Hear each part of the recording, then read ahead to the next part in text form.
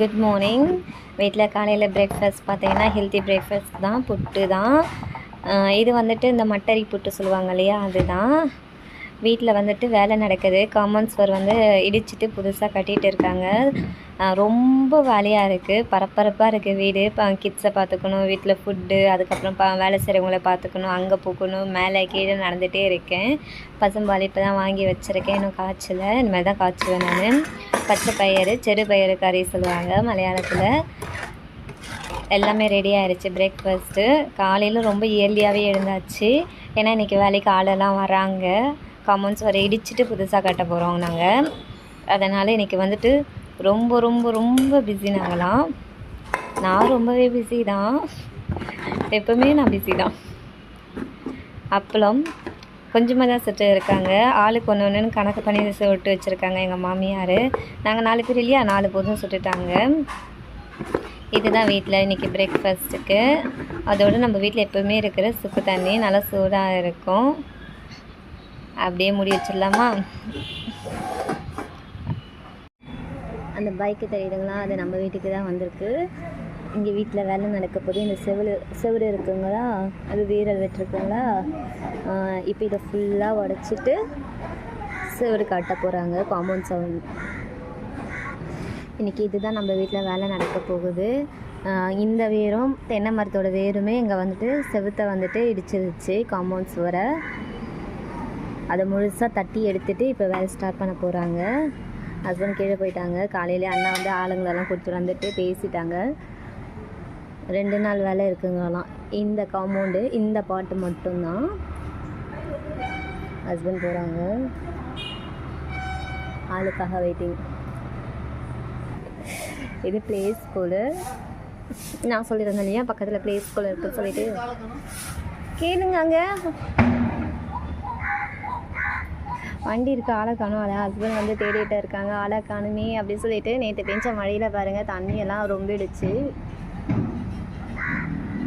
வண்டி வந்துருச்சு, ஆள் எங்கே போயிட்டாங்கன்னு தெரியல, ஃபோன் பேசிட்டு போயிட்டுருப்பாங்கன்னு நினைக்கிறேன். ஹஸ்பண்ட் அதான் தேடிட்டுருக்காங்க.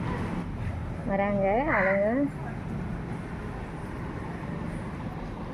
ஹஸ்பண்ட் அவங்கள இன்வைட் பண்ணுறாரு. இந்த அக்காவும் இந்த அண்ணா தான் இன்றைக்கி வேலை செய்ய போகிறாங்கன்னு நினைக்கிறேன்.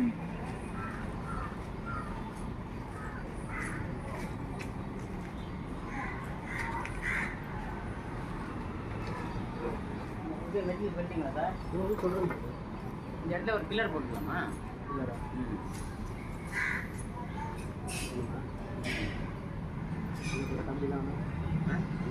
கம்பி என்ன பில்லர் என்ன காங்கிரீட் பில்லர் கிடையாது, செவர் பில்லர், செங்கல்ல முக்கால் செவருக்கு வந்துடும். ஃபுல் சைடு உங்களுக்கு இருக்கும் பில்லர் மாதிரி. இப்போ நம்ம காம்பவுண்ட் எடுத்து போட்டாங்க,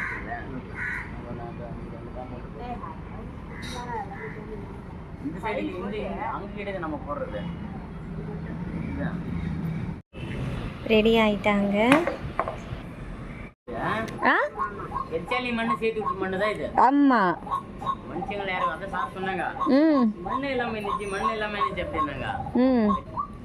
கடிக்குமா? மண்ணு பண்ணதுன்னா கடிக்குது.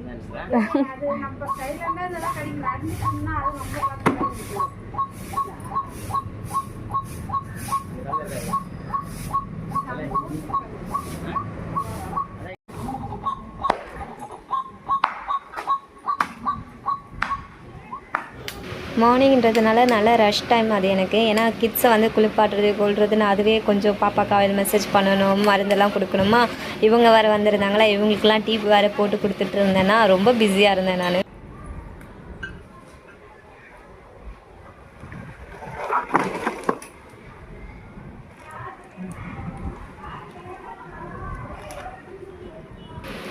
அங்கே எங்கள் மூத்தார் வேறு நின்றுட்டு இருக்காரு. நாள் முழுக்க என் ஹஸ்பண்டும் சரி எங்கள் மூத்தாரும் சரி கூடவே நின்றுட்டு இருந்தாங்க.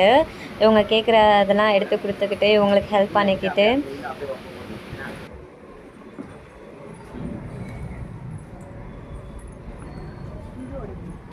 ரெண்டு பேருமே ரொம்ப ஸ்வீட் தான், நல்லா பேசினாங்க என்கிட்ட.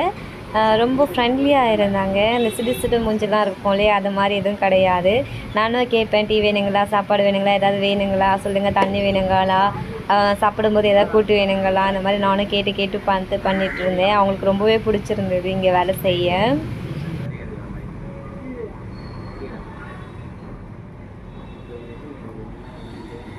எங்கள் மூத்தார் பாவம் ஒரு நாளைக்கு ஒரு 30 தடவையாவது ஏறி இறங்கி இருப்பார். அவர் மேலே வருவாரா, எங்கள் மாமியார் சத்தம் போடுவாங்க, போ போ போ நீ கீழே அப்படின்னு சொல்லுவாங்க. ஸோ அவர் மேலேயும் கீழேயும் நிறையா நடந்துட்டு இருந்தாங்க. எங்கள் மாமியாரும் அப்படி தான் மேலேயும் கீழேயுமா நடந்துட்டு இருந்தாங்க. டீ போட்டு கொடுத்துட்டேன். அவங்க வந்தோடனே டீ தான் கேட்டாங்க.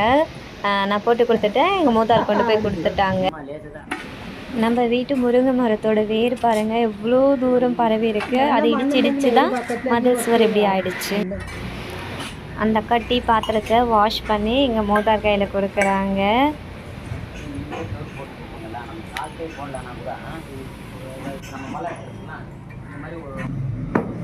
முருங்கை மரத்தோட வேரை குத்தி விடுறாங்க.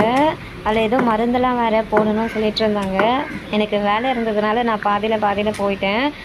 கொஞ்சம் டைம் இருந்தால் வந்து எட்டி பார்ப்பேன், ஏதாவது வேணுமா கேட்க, என்னோட ஹெல்ப் ஏதாவது தேவைப்படுதா அப்படின்னு சொல்லிட்டு. இது சப்போட்டா மரம் இருக்குல்லையே, அதனுடைய இது பிடுங்கி எடுத்துட்டாங்க. அங்கே மாமரத்தோட இதுவெல்லாம் வந்துட்டு தான் இருக்குது. இப்போ அது வெட்டுறதுனால 1-2 பிடுங்கிட்டாங்க.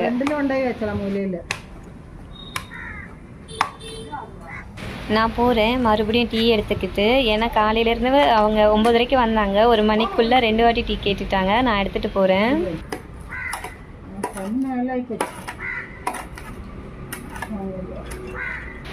இப்போ என் பையனும் அங்கே போய் ஜாயின் பண்ணிட்டாரு. நான் போகும்போது கொண்டு போய் விட்டுட்டேன் அவங்க அச்சா கிட்ட. அவர் அச்சா சொன்னாரா, அதனால் கொண்டு போய் கொடுத்துட்டேன். என்னோடய பையன் ரொம்ப சேட்டை பண்ணதுனால கொஞ்ச நேரம் பார்த்துட்டு என் ஹஸ்பண்ட் மறுபடியும் கொண்டு வந்து இது மேலே விட்டுட்டாங்க.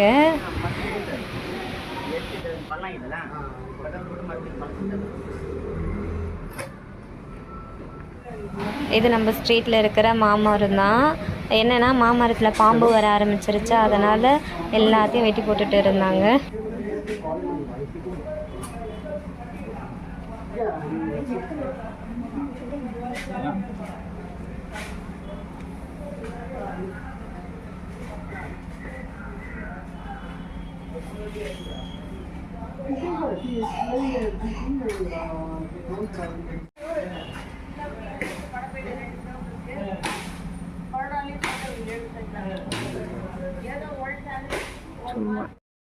இதுக்கு நடுவில் கிச்சன் வேலையும் ஓடிட்டு இருந்தது. எங்களுக்கு லஞ்ச் டைம் இல்லையா.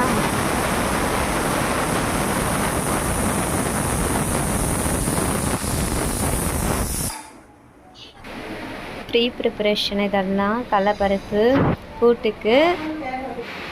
துணி காயப்படலான்னு வந்தேன், பார்த்தா மழை சாரல் இப்போ தான் பட்டுட்டு இருக்குது. என்ன பண்ணுறதுன்னு தெரியல. துணியெல்லாம் வர இருக்குது. நேற்று வீட்டில் வேலை நடந்துச்சா துவைக்கல. எங்கள் மாமியார் சொன்னாங்க, இங்கே கத்திரிக்காய் வந்திருக்கு போய் பாருமா அப்படின்ட்டு. இவ்வளோ நாளாக நாங்கள் இதை பார்க்கவே இல்லை. இன்றைக்கி தான் மாமியார் பார்த்துட்டு சொன்னாங்க, நாட்டு கத்திரிக்காய் வந்திருக்கு போய் பாருன்னுட்டு. அதனால் நானும் வந்துட்டேன். எவ்வளோ குட்டியாக இருக்குது பாருங்களேன். இந்த இலை இப்படி இருந்ததுனால நாங்களும் வந்து பார்த்தோம். தெரியல, ஃபுல்லாக இதை அப்படியே மறைச்சி வச்சுட்டு இருந்திருக்கு. நாங்கள் இதை தான் பார்த்துட்டு இருந்தோம், பூ விட்டுருக்கு, இன்னும் கத்திரிக்காய் வரவே இல்லையே அப்படி சொல்லிட்டு. இதை பாருங்க, முட்டைலாம் வருது, ஆனால் கத்திரிக்காய் தான் வரலன்னுட்டு. அப்புறம் பார்த்தா இவர் கீழே இருக்கார். எங்கள் மாமியாருக்கு ஒரே ஹாப்பி. இவ்வளோ நாள் பட்ட பாடுக்கு பலன் கிடச்சிருச்சுன்னுட்டு.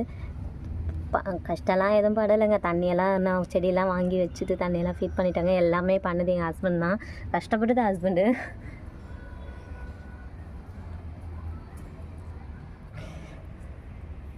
இங்கே யாரும் பக்கத்தில் பூரா வளர்க்குறாங்கன்னு நினைக்கிறேன். டெய்லி வருதுங்க, ஆனால் எங்கே தான் போதுங்கன்னு தெரியல. எந்த வீட்டில் வளர்க்குறாங்கன்னு தெரியல. லன்ச் ரெடி ஆயிடுச்சு. குழம்பும் பொரியலும் எப்போவுமே எங்கள் மாமியார் தான் பண்ணுவாங்க. அது என்னென்னா, அவங்க சுகர் பேஷண்ட், அவங்களுக்கு வந்துட்டு டைமுக்கு ஃபுட் எடுக்கணும். மூத்தாரும் டைமுக்கு ஃபுட் எடுக்கணும். அதுவும் இல்லாமல் அவங்க கேரளா. ஸோ அவங்களோட டிஷ்ஷெலாம் கொஞ்சம் டிஃப்ரெண்ட்டாக இருக்கும். என்னோடய டிஷ்ஷெலாம் கொஞ்சம் டிஃப்ரெண்ட்டாக இருக்கும். அதனால் மாமியாரே பண்ணிடுவாங்க. அவங்களுக்கு வந்துட்டு டைமுக்கு ரெடி ஆயிடணும். 1 மணிக்கெல்லாம் அவங்களுக்கு டைமுக்கு ரெடி ஆகணும். நான் 2 கிட்ஸ் வச்சுருக்கேன் இல்லையா, அதை எனக்கு டைம் வந்துட்டு மேனேஜ் பண்ண முடியாது. ஏன்னா 2 பேருமே நான் பார்த்துக்கணும். பசங்க இன்னும் மாமியாரோட ஜெல் ஆகலை. பாப்பாவை தூக்க மாமியாருக்கு வந்துட்டு கஷ்டமாக இருக்கும். அவங்களுக்கு பயம் குழந்தைய தூக்குறதுக்கு. பையனும் ஜெல் ஆகலை. நான் தான் பார்த்துக்கணும் கிட்ஸை. ஸோ என்னால் வந்து டைமுக்கு ரெடி பண்ணி கொடுக்க முடியாது. இது நேற்று வச்ச பொரியல், அது கொஞ்சம் சூடு பண்ணி வச்சுருக்காங்க. நிறைய பேர் கேட்டுட்ருக்கீங்க, நீங்கள் என்ன தான் வேலை பார்ப்பீங்கன்னு சொல்லிட்டு. சொன்னால் அது லிஸ்ட்டு போய்க்கிட்டே இருக்குங்க. 2 குழந்தை இருக்குங்க. 2 குழந்தையும் நான் தாங்க பார்த்துருக்கணும். மாமியாரை பார்த்துக்கவே மாட்டாங்க. அவங்க ஒரு குழம்பு, ஒரு பொரியல் வச்சுட்டு அவங்க போயிடுவாங்கங்க. கரெக்டாக 2 மணிக்கு சாப்பிட்டுட்டு அவங்க ரூமுக்குள்ளே போயிடுவாங்க. 4 மணி வரைக்கும் அவங்க கம்ப்ளீட் பெட் ரெஸ்ட் எடுத்துகிட்டு தான் வெளியில் வருவாங்க. ஏன்னா அவங்க லாக் போட்டுப்பாங்க. பையன் கொஞ்சம் அமக்கலம் பண்ணுறான், அது அவங்களால சேட்டை தாங்க முடியல அப்படின்னு சொல்லிட்டு நான் தான் 2 குழந்தையும் பார்த்துக்கணும். கரெக்டாக 3:30 மணிக்கெல்லாம் நான் டீ போட போயிடுவேன். பையனை வச்சுக்கிட்டு தான் டீ போடுவேன். பாப்பாவையும் பார்த்துக்கணும். அதுக்கப்புறம் மாமியார் 4 மணிக்கு வருவாங்க. அவங்களுக்கு ஷார்ப்பாக 4 மணிக்கெல்லாம் நான் டீ போட்டு கையில் கொடுத்துருவேன். டீ குடிச்சிட்டோன்னே பாப்பா வந்துட்டு அதுக்குள்ளே தூங்க வச்சுருவேன். ஃபீட் பண்ணிவிட்டு அவங்களும் போயிட்டு தூங்கிடுவாங்க பாப்பாவும். அந்த கேப்பில் வீடை பெருக்கிறது, பாப்பாவை குளிப்பாட்டுறது எல்லாமே பண்ணணுங்க. மாமியார் 5 மணிக்கெல்லாம் மேலே போயிடுவாங்க. அவங்களுக்கு ஃப்ரெண்ட்ஸ் இருக்காங்க ஆப்போசிட் வீடெல்லாம். அவங்களாம் ஒரு குட்டி கான்வர்சேஷன் மீட்டிங் போட்டுட்டு தான் வருவாங்க. அதுக்குள்ளே பாப்பாவை குளிப்பாட்டணும், பையனை குளிப்பாட்டி எடுக்கணும். ஏன்னா எங்கள் வீட்டில் 2 வேளை குளிக்கணும். அது வேறு இருக்குது. அப்புறம் பையனுக்கு வந்து ஈவினிங்கில் 6 மணிக்கெல்லாம் நான் டிஃபன் கொடுக்கணும். நைட் டின்னரு என்னென்னு பார்ப்பேன். ஒரு வேளை சப்பாத்தியோ இல்லை தோசையோ ஏதோ ஒன்று சுட்டு அவருக்கு ஊட்டி விடணும். அவருக்கு பசும்பால் காய்ச்சி அவருக்கு பால் கொடுத்து அவருக்கு தூங்க வைக்கணும்.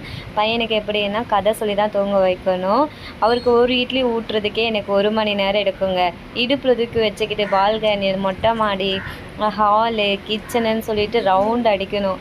2 குழந்தைய வச்சுட்டு இருக்கேங்க. சொன்னாலோ ஐயோ அவ்வளோ இருக்குது எனக்கு. காலையிலேருந்து ராத்திரி வரைக்கும் எனக்கு ஒரு 5 நிமிஷம் எனக்குன்னே டைம் இல்லைன்ற மாதிரி இருக்கும். ஓடிக்கிட்டே இருப்பேன். எனக்கு உண்மையிலே இப்படின்றதுக்குள்ளே நாள் முடிஞ்சு போயிடுது.